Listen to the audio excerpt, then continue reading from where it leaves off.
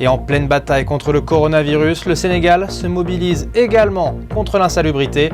Grand angle dans ce journal.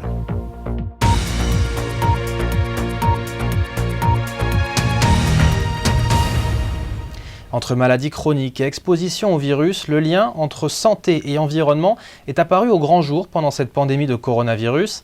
Et parmi les grands combats à mener face au changement climatique, la pollution, notamment dans les grandes villes, reste un défi de taille pour le monde entier, mais surtout en Afrique. Illustration avec le Sénégal, où malgré les efforts des autorités, la situation demeure inquiétante. Nicolas Négos. Brigade anti-insalubrité, aménagement des espaces verts.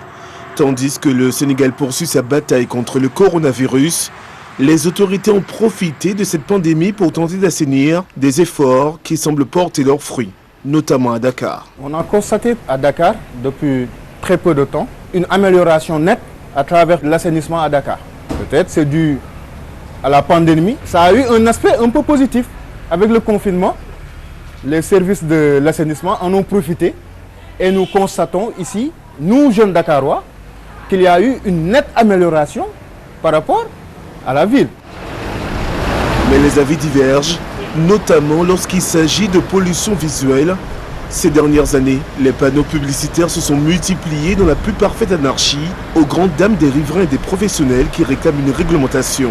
C'est le cas de Ourey Kati Diop. Ces implantations sauvages polluent notre environnement tout autant que l'insalubrité. Si l'on veut que Dakar devienne une ville exemplaire, la pollution visuelle doit aussi s'arrêter. On ne doit plus tolérer l'affichage sauvage.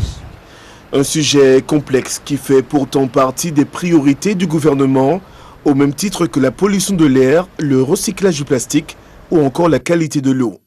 Durant ce second mandat, le président de la République a mis l'accent sur la qualité de vie. Et les politiques liées à l'hygiène publique étaient déjà existantes, mais aujourd'hui c'est devenu une priorité. Dakar, c'est la capitale, la propreté impacte l'économie dakaroise parce que c'est le tourisme, c'est le poumon économique du Sénégal, c'est la porte d'entrée.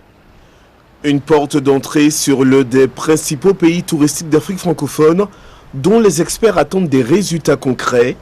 L'une des promesses de Macky Sall lors de sa réélection en 2019 était de faire de Dakar une ville propre et du Sénégal un pays zéro déchet.